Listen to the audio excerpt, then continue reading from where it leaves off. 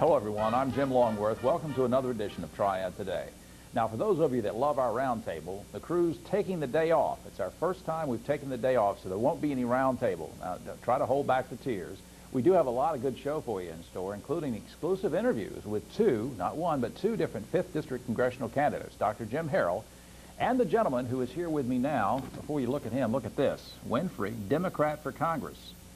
I'm going to hold it right over my face there, so you won't know whether I've endorsed him or if I'm, you won't see my lips move. But anyway, that's his sign. Andrew Winfrey, I'm going to put this down and welcome you officially to the program. Pleasure being here. Thank you very much, sir. One of the few Democrats in the race. One of the few. One of the few. You know, critics say that a Democrat cannot, I'm going to say cannot win the 5th District. Is that true? I think it's a pretty pretentious attitude. I think they're going to be in for a very, very rude awakening when this is all said and done. Really? Now, why so? Well, I think that based on if you watch the Republicans' commercials, I think that they're really out of touch with what's really going on. I'm a professional car salesman, and I deal with people every day.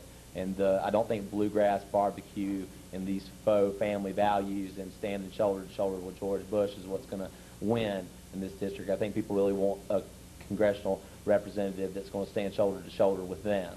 Now, you are, would you consider yourself a liberal or moderate or what? I really don't like to be defined in that manner. I think that a lot of times those labels are really a shortcut to thinking. I think people really need to listen to what an individual states. I'm an American foremost, and a father next, a Marine third, and then a Democrat. You served in the Marines. That's correct, 4 years honorably. What's your take on this? You know, now I guess somebody's going to assume, Jim, why even ask a Marine a question like this? But I'm going to ask it anyway. Okay.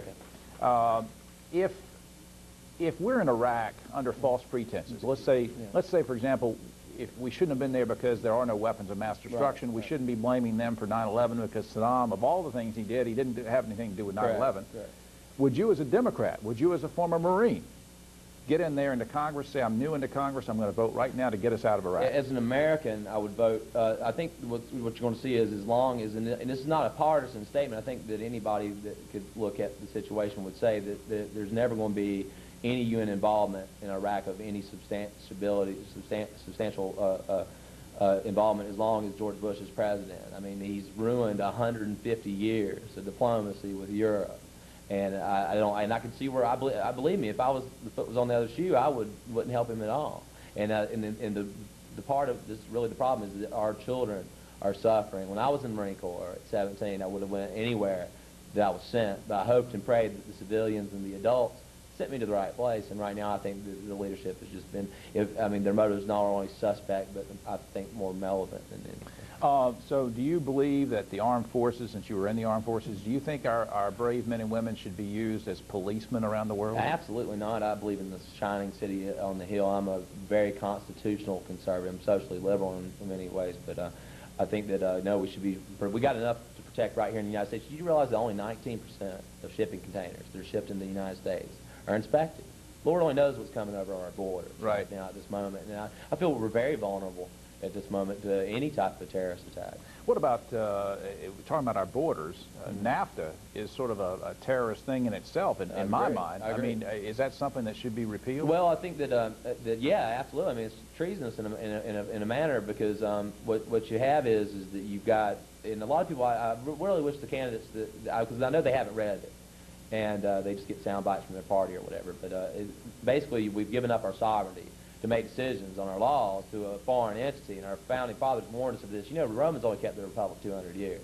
We've outlived them by about 26, if my math's correct, 28, and I'm really scared for that. And if we want to remain a first world country and remain a constitutional republic, we have to get bilateral trade agreements in place, repeal NAFTA, and replace them with those.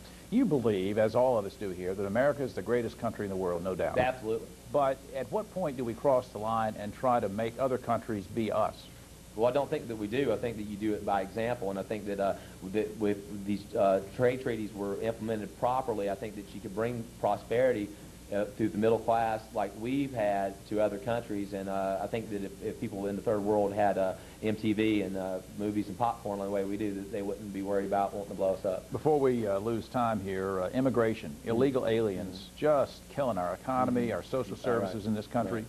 What are you going to do about that? George Bush says he wants to just make 8 million illegals legal all of a sudden. What are we supposed to do? I think that from his viewpoint, that these corporations, I think that you'd be kidding yourself if you didn't think that they were for it to lower our wages and our work standards. I was recently endorsed by the AFL-CIO and the Teamsters Union, and in order to continue to keep, I mean, we've worked for hundred years that I know of to maintain the labor standards and the wages that we've created as a class of people, and if we allow illegal immigrants to be exploited in that manner, then it's all going to go away. And I think that we really need to slow down the immigration, and I don't blame the Mexican people. If I lived in a cardboard box and I saw a shining city on the hill a mile away, I'd be the first one to run to it too. All right, we have about 10 seconds left. Mount Tabor High School graduate, now hailing. Attended Mount Tabor, yes. Okay, now you're hailing from King, North Carolina. That's correct. Give me 10 seconds of why you want to run for Congress. The reason why I want to run for Congress is because I think now more than ever, I think the people of the 5th District need one of their own to run for Congress, and I'm an American first, like I said, and I really do feel that our constitutional republic is in danger